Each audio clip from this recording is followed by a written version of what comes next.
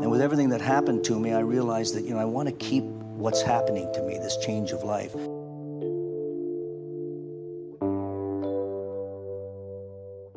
He was one of the biggest stars of the 1950s and 60s, a teen idol, a chart-topping songwriter, and the man behind some of music's most iconic hits. But while the world sang along to his melodies, few knew the personal struggles happening behind the scenes. Today, at 84, Paul Anka's life looks very different, and not in the way most would expect.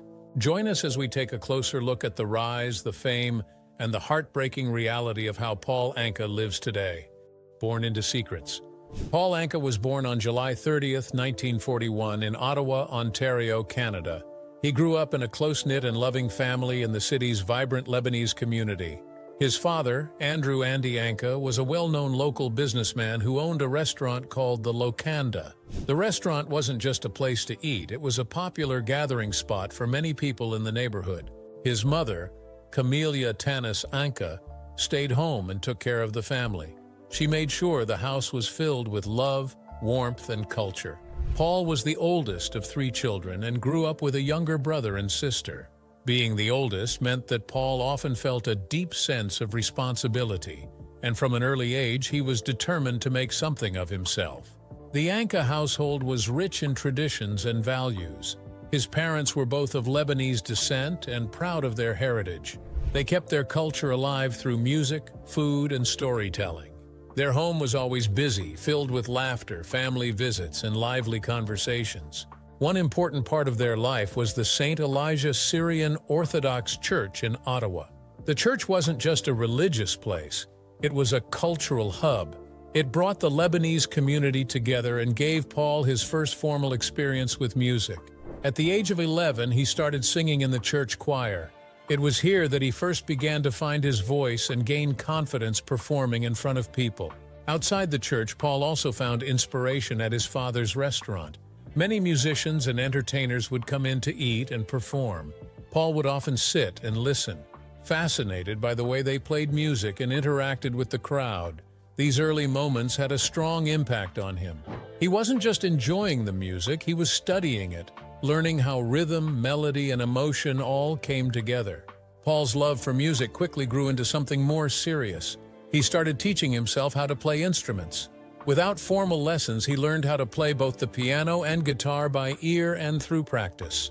He had a natural curiosity and drive that pushed him to improve. He didn't need someone to push him, he already knew what he wanted. As a boy, he also had musical heroes who helped shape his taste. He admired big names like Frank Sinatra, Nat King Cole, and Patti Page. Their smooth voices, emotional delivery, and timeless songs left a big mark on him. Listening to them, he learned about the power of a good song and how music could make people feel deeply. By the time he was a teenager, Paul Anka already knew that music would be his future. What started in the church and around the dinner table had now become a full passion that he couldn't ignore. And just wait, because his big break came sooner than anyone expected. Fame at 16. Paul Anka's journey from a regular teenager in Ottawa to an international music sensation happened quickly. But it wasn't by accident. From a very young age, Paul had big dreams and was determined to make them come true. He wasn't the kind of kid who just hoped for success. He went after it. At just 14 years old, Paul convinced his parents to let him travel to Los Angeles to visit his uncle, Maurice Tanis. Maurice was already involved in the entertainment business, and Paul knew that this trip could open doors for him.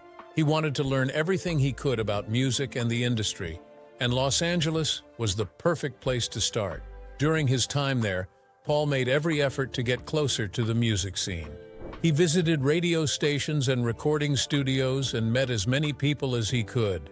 He wasn't just being social, he was studying, observing, and pushing to be noticed.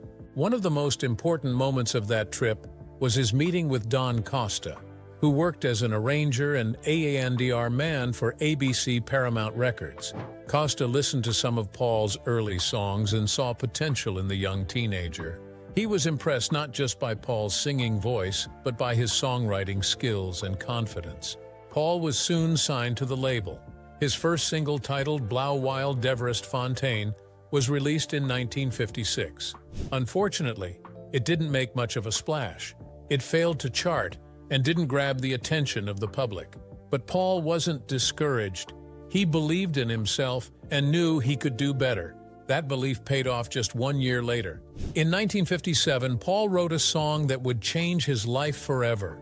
It was called Diana, and it was inspired by a real person, a girl he had a crush on who was 5 years older than him. The song captured the feelings of young love, heartache, and longing in a way that felt honest and relatable. When Diana was released, it became an instant hit. It reached #1 on the Billboard charts and went on to sell over 10 million copies worldwide. At just 16 years old, Paul Anka had become a star. With the success of Diana, Paul was suddenly famous all over the world. But he didn't stop there. He followed up with more hit songs that cemented his place in pop music history. Songs like You Are My Destiny, Lonely Boy, Put Your Head on My Shoulder, and Puppy Love were all major successes. Each one had its own message, but they all touched on feelings that teenagers everywhere could understand. Falling in love, feeling alone, and dreaming about the future. Paul's lyrics were simple but powerful, and his smooth voice gave them even more emotion. These songs didn't just climb the charts. They became part of the daily lives of young people. Teenagers played his records at home, danced to his songs at school events, and wrote his lyrics in their notebooks. Paul had become more than a singer. He was a voice for an entire generation of young people. Even with all this fame, Paul still had to balance school and his growing career. He was still attending Fisher Park High School in Ottawa while performing and writing music. That wasn't easy, but Paul stayed focused. He also formed a vocal group with some of his friends called the Bobby Soxers. They performed at local shows and school events, giving Paul early experience in performing live. These performances helped shape his stage presence and prepared him for the much bigger audiences he would soon face. By the end of the 1950s, Paul Anka was one of the biggest teen idols in the world. His songs were played on radios across the globe. He was touring regularly, making television appearances, and continuing to write new music. His fame came fast, but it wasn't by luck. It was because of his hard work, his talent, and his ability to connect with people through music. And things were just getting started. His next chapter would take him from teen star to respected songwriter for some of the biggest names in music. Songwriter beyond the spotlight. While most people remember Paul Anka for his own hit songs like Diana and Put Your Head on My Shoulder, many don't realize that he also built an incredible career writing songs for other artists. Even when he wasn't front and center on stage or on the radio, Paul Anka was working behind the scenes, creating music that helped define other stars' careers. His talent for songwriting went far beyond his own voice. One of his most well-known songs written for another artist was It Doesn't Matter Anymore. Paul wrote it in 1959 for Buddy Holly, who was already a major figure in early rock and roll at the time. The song had a soft, sad tone and talked about the end of a relationship, something many people could relate to. Holly recorded the song, and it was released just weeks before his tragic death in a plane crash. After Holly passed away, the song became a posthumous hit and one of his most beloved tracks. Paul Anka donated all the royalties from the song to Holly's widow. This not only showed Paul's generosity, but it also showed how much he respected the artists he worked with. Another big success came in 1971 when Paul wrote She's a Lady for Tom Jones. Unlike the soft ballads Paul was known for singing himself, She's a Lady had a bold, upbeat sound that matched Tom Jones's powerful voice and lively stage style. The song was a perfect fit. It became one of Tom Jones's biggest hits and a staple in his performances. This proved that Paul had the ability to write songs in many different styles, not just his own. In addition to writing hit songs for other singers, Paul Anka also made a lasting mark on television. In 1962, he composed Johnny's Theme, the instrumental opening theme for The Tonight Show starring Johnny Carson. This catchy piece of music played every night for over 30 years during Carson's run as host. It became one of the most familiar pieces of music in American television history.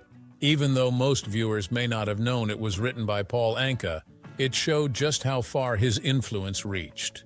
He had written something that became part of people's daily lives without needing his name in lights. As the music industry changed in the 1960s and 70s, many of Paul's fellow teen idols started to fade away. Rock and roll became louder, Trends moved fast, and fans' tastes shifted. But Paul didn't disappear. Instead, he adapted. He kept writing songs that fit the moment, whether they were for himself or for other singers. He was flexible and smart, always thinking ahead.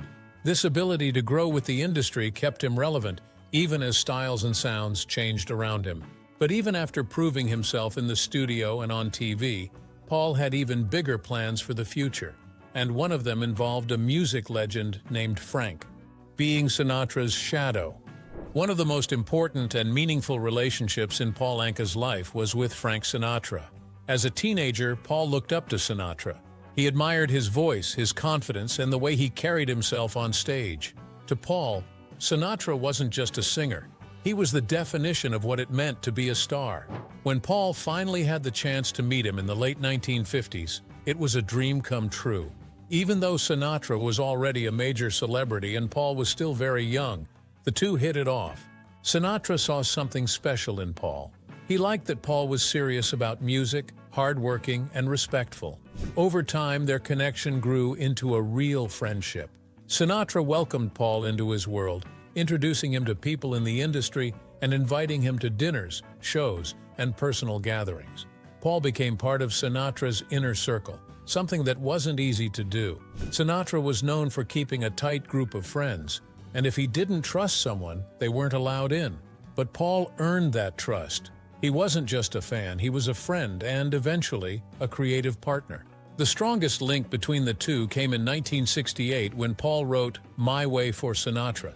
It all started when Paul was on a trip to France and heard a song called Comme d'habitude, which means as usual in French. He liked the melody but felt the lyrics didn't fit Sinatra's style. Paul bought the rights to the music and went back to his hotel room.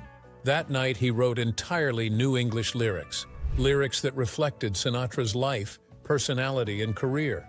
Paul didn't just write a song, he created something deeply personal for Sinatra. My Way talked about living life with no regrets, doing things on your own terms, and staying true to yourself. When Sinatra heard the song, he immediately connected with it. It felt like it had been written just for him because it had. Sinatra recorded My Way in 1969, and it became one of his signature songs. It was played at his concerts, at public events, and even at his funeral. For many people, it came to define who Frank Sinatra was. For Paul Anka, My Way was one of his proudest achievements. He had written many hit songs before, but this one was different. It wasn't just a commercial success, it had deep emotional meaning. The song helped strengthen his bond with Sinatra and showed the world that Paul was more than just a pop singer. He was a skilled and thoughtful songwriter who could write for anyone. Their friendship went far beyond music. Over the years, Paul and Frank shared many personal moments. Sinatra gave Paul advice about the business, about fame, and about how to handle pressure.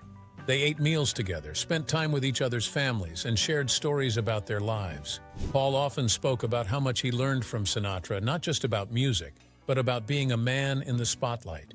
Even as Sinatra got older and his health started to decline, Paul stayed close. He remained loyal and continued to visit him and support him. When Sinatra passed away in 1998, Paul was deeply affected. It was the loss of a friend, a mentor, and someone who had played a big role in his life. To this day, Paul Anka often performs My Way in concert and dedicates it to Sinatra. He tells the story of how the song came to be and what Sinatra meant to him. The connection between the two is something Paul continues to honor, and he wrote about it in detail in his autobiography, My Way. In the book, he shares behind-the-scenes stories, private memories, and the full truth of what their friendship meant to him. Their bond was real, lasting, and one of the most powerful parts of Paul Anka's life and career. Next up is how Paul managed to survive the wild changes in the music world while others quickly disappeared. Surviving the music landscape. The 1960s and 1970s were a time of huge change in the music world. For many artists who found success in the 1950s, it was a tough period. Rock music became louder and edgier, and the British invasion, led by bands like the Beatles and the Rolling Stones, took over the charts. Teen idols from the previous decade were quickly pushed aside as younger fans looked for something new. For Paul Anka, this could have been the end of the road, but instead of giving up, he found new ways to stay in the game. One of Paul's greatest strengths was his ability to adapt. He knew the music world was changing, but he also knew who he was as an artist. He didn't try to copy the newer acts or change his image completely. Instead, he stayed true to himself while exploring new directions behind the scenes. He focused more on songwriting and producing, using his experience and knowledge to help other artists succeed. Throughout the 1960s and 70s, Paul wrote music for a wide range of performers, including big names like Tom Jones and Frank Sinatra. While some singers from his generation faded away, Paul stayed active by creating new songs for rising stars. This allowed him to remain part of the industry, even if his own name wasn't always on the front of the record. His ability to write in different styles and for different voices made him a valuable figure in the business. Paul also found new success in adult contemporary music. As pop music evolved, so did its audience. Many people who had grown up listening to Paul's early hits were now adults, and they still wanted music that spoke to them. Paul's smooth voice and emotional lyrics were a perfect fit for this market.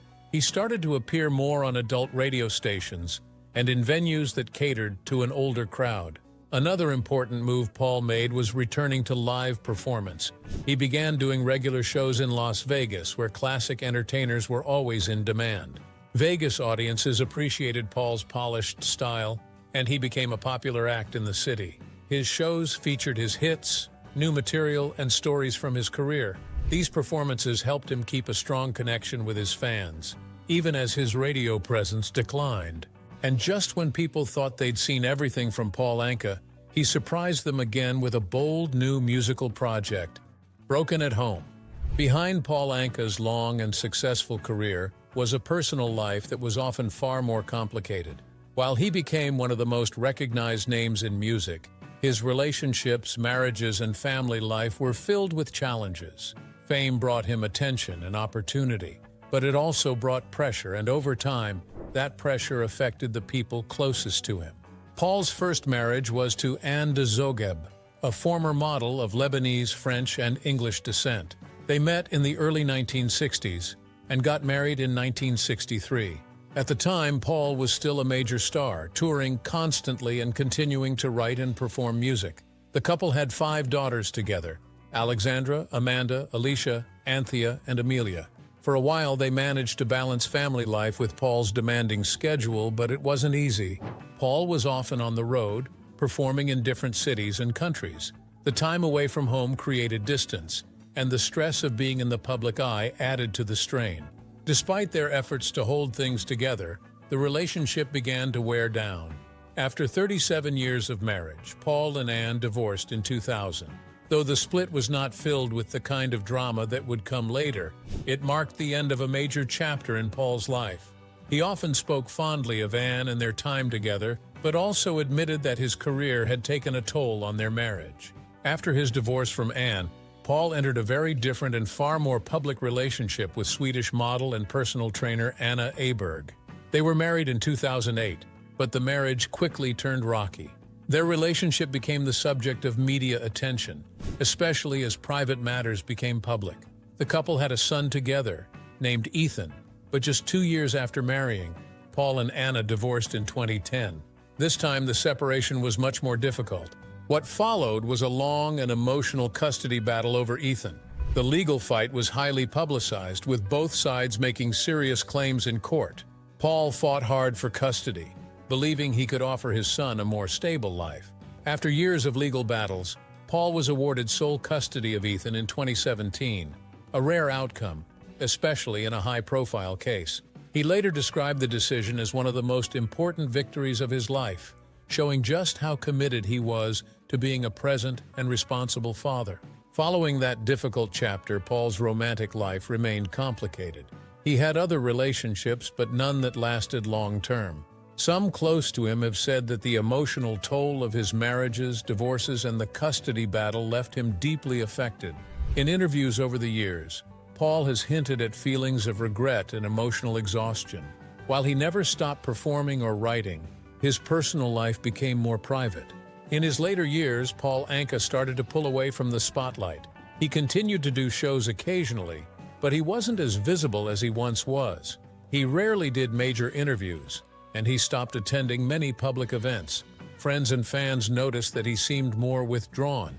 Some reports suggested that he had become estranged from certain family members, though he remained close to his son, Ethan. Paul has shared in a few interviews that he often feels alone. He's talked about how fame, while exciting, also isolated him from people. Maintaining long-term personal connections became difficult, as his life revolved around travel, rehearsals, and public appearances. Now, in his 80s, Paul spends much more time at home, focusing on his health and his son. His life, once filled with crowds and applause, is now quieter. Still, Paul never stopped working, and soon he'd surprise everyone with a creative comeback no one saw coming. Late career moves and fleeting comebacks. As Paul Anka entered the later stages of his career, he never fully stepped away from music. While his time at the top of the pop charts was long behind him, he continued to find ways to stay connected to his fans and to the industry he had helped shape. His performances, projects, and recordings in the 2000s and 2010s showed that he still had something to say, even if his audience had grown older along with him. Las Vegas remained an important part of Paul's career during this time. Through the 2000s and into the 2010s, he continued to perform regularly in casinos and theaters across the city. These shows drew loyal fans who had grown up with his music, as well as new audiences curious to see a living legend. While he wasn't performing with the same frequency as he did in his younger years, he still brought energy and charm to every stage appearance. Into his 80s, Paul remained active, doing selected tours across North America and internationally. His concerts were often filled with nostalgia, storytelling, and classic hits, offering something both heartfelt and timeless. In 2005, Paul took a creative leap that surprised many with his album Rock Swings. The album featured modern rock and pop songs reinterpreted in a big band swing-style arrangement. He covered unexpected choices like Nirvana's Smells Like Teen Spirit, Oasis's Wonderwall, and Soundgarden's Black Hole Sun. It was a bold idea, taking songs from the grunge and alternative rock era and giving them a completely different musical feel. The album received mostly positive reviews from critics. Many praised Paul's ability to bring a fresh, jazzy style to songs that were never meant for that format. Still, the album had a niche appeal. It didn't become a commercial blockbuster, but it found a dedicated audience and reminded people that Paul Anka was still creatively curious. Though these comebacks didn't launch a full return to the spotlight, they added meaningful chapters to a career that had already spanned decades. Paul Anka alone at 84. Now 84 years old, Paul Anka lives a much quieter life than he once did. After decades of performing, writing, and traveling the world, he has slowed down. While he still makes occasional appearances and does select performances, they are few and far between. The days of constant touring and recording are behind him. His schedule today is more relaxed and focused on personal well-being rather than professional achievement. He rarely gives interviews anymore. When he does speak publicly, it's often reflective and thoughtful. He's open about how it feels to grow older in an industry that constantly chases the new. There's a sadness in his voice when he talks about today's music scene. He doesn't criticize it harshly, but he admits he doesn't feel like he belongs in it anymore. The artists, the sounds, and even the business side of music have changed so much that Paul sometimes feels like a stranger in a world he once helped build. Emotionally, Paul has described feeling disconnected from the modern industry. He often shares stories from his younger years with a mix of pride and sadness. He's nostalgic, but not in a cheerful way. He speaks about his greatest moments, like writing My Way for Sinatra or performing for sold-out crowds, knowing they're behind him now. In interviews and in his writing, he's expressed the feeling that, although fans still remember him, the industry itself has moved on. His personal life reflects many of the emotional challenges that come with aging. Though he still lives in comfort and remains physically active, Paul is largely on his own. He has very limited contact with some of his older children, and his circle of close friends has grown smaller over time. The loss of his longtime marriage, followed by a bitter second divorce and long custody battle, left deep marks on him emotionally. Despite these struggles, there is one strong and steady relationship in his life: his bond with his son, Ethan. Paul has full custody and is devoted to raising him. He's spoken about how much Ethan means to him and how that relationship gives him purpose. At a time when many of his past connections have faded, his role as a father to Ethan has kept him grounded. Health-wise, Paul has remained in relatively good shape for his age, but time has naturally slowed him down. He still values discipline and routine, and he works hard to stay well, both physically and mentally. However, the years have taken their toll. While he avoids dwelling on physical decline, he has mentioned how aging brings a different kind of loneliness. Although Paul Anka has left a huge mark on music, his name isn't often mentioned in modern music conversations. Today's artists rarely cite him as an influence. Award shows and tribute concerts frequently skip over his name. While fans from the 1950s through the 1980s still hold on to his legacy, younger generations know little about him. Even so, Paul Anka continues to live his life with dignity, reflecting on the highs and lows and staying close to the few people who still matter most to him. If you enjoyed this deep dive into Paul Anka's life, don't forget to like,